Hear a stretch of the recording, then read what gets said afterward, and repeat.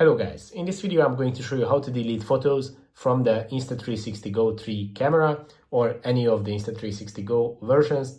Basically it's the same. So to do that, it's very easy. Just open up the camera, go to the home page, and on the home page swipe to the left, but be careful not to swipe from the middle because this way you can change the camera mode.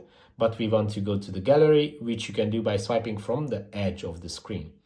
And from here you can just open this menu and you can delete any photos.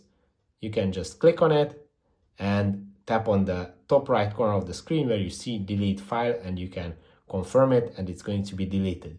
If you want to delete multiple at once, you have to tap on the top left corner of the screen, and with this tool you can select any of the videos and tap on delete and confirm, and this is how you can delete multiple videos. If this video was helpful for you, please consider sending a super thanks donation. Bye bye.